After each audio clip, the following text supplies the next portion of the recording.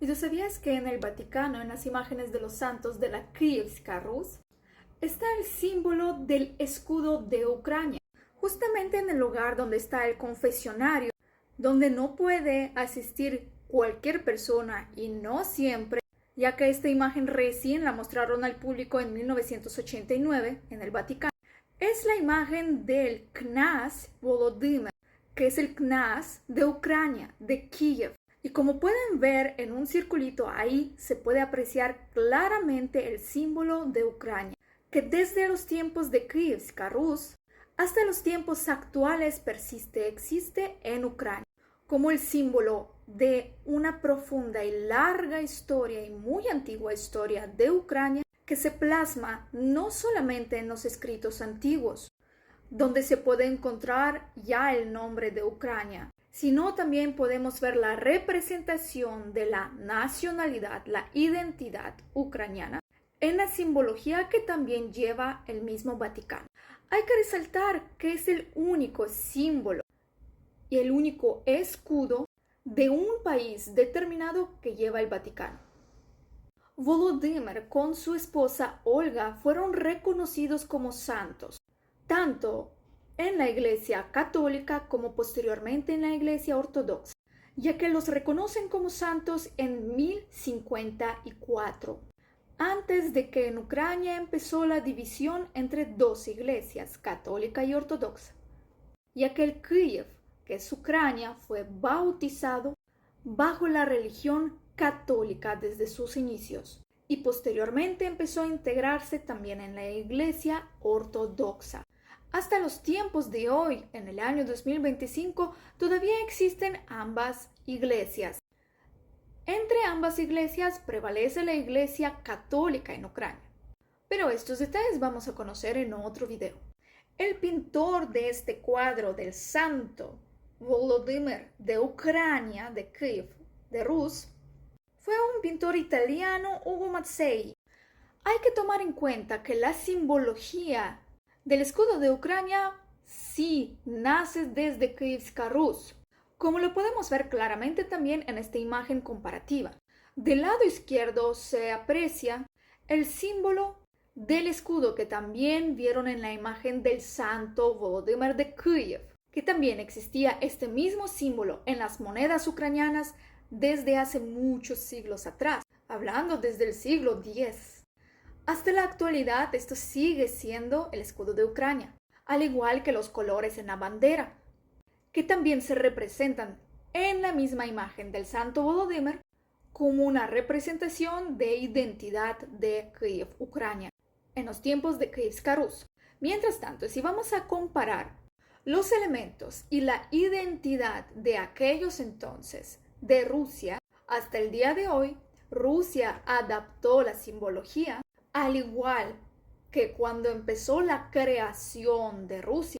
La simbología adaptada fue de Zolotá Orda, que son los tártaros, una de sus divisiones, ya que existían una gran variedad de divisiones de los tártaros y no eran lo mismo.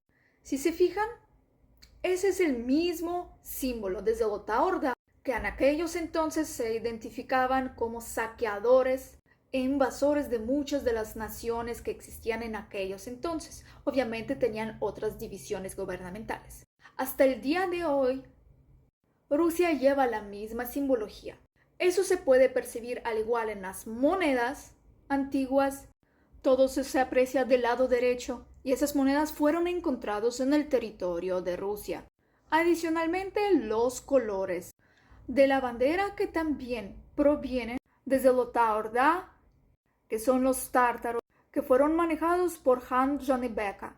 Hay que tomar en cuenta que el escudo de Ucrania, dentro de su simbología, lleva una palabra escondida, que se pronuncia como voля.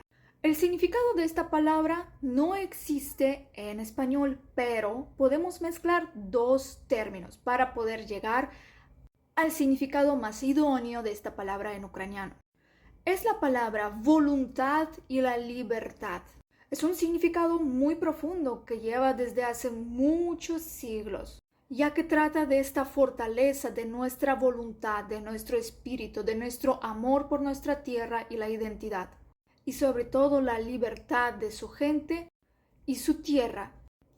Hay que tomar en cuenta que Kievska Rus nunca fue y va a ser Rusia. Desde la antigüedad, el término Rus fue usado únicamente para poder identificar una forma de alianza entre diferentes territorios pero naciones completamente distintas, que tenían sus propios gobernantes, su estructura política diferente, su propia cultura, identidad, entre otras cosas, pero nunca ha sido lo mismo. Pero sí se unían en la misma acción y toma de decisiones más grandes. Es como una sociedad, pero más detalles sobre esto les voy a contar también en otro video. Referente a la identidad de los ruses, que son las personas que vivían en el territorio de Kievska Rus, que cabe recalcar que no es Rusia, Rusia ni existía en aquellos entonces, ni siquiera existía palabra Rusia. En los escritos de Al-Masuji, que es un árabe originario del Egipto, describe a los ruses como una unión de diferentes naciones que realizaban comercios y tenían diferentes tipos de poblaciones, no eran lo mismo. Y esto podemos ver en los escritos que él hace en el siglo X. Es uno de los autores viajeros que identifica claramente que los rus no es la misma nación, no es la misma cultura, solamente es una unión para hacer ciertos tratos, pero cada uno se dirige aparte. Obviamente existen muchos más escritos que voy a estar exponiéndoles en otros videos, pero es uno de los autores principales de aquellos entonces que pueden leer que está escribiendo. Obviamente está escribiendo en árabe. Kievska Rus y exactamente la ciudad de Kiev existía más de 1000 años atrás. Aquí podemos ver algunos de los años cuando existía Kievska Rus, mientras que en el territorio de Rusia, que es Moscú, no existía nada. Pero Kiev como tal, como una ciudad, no fue fundada exactamente en Kievska Rus, sino mucho más antes. Sino ciudad de Kiev fue fundada en el año 482. En el siglo V por el kniaz Kirill, su hermano Shek y Horiv y su hermana Libich. El monumento de ellos como fundadores de la ciudad de Kiev, que es la capital de Ucrania, lo pueden ver también en la capital de Ucrania.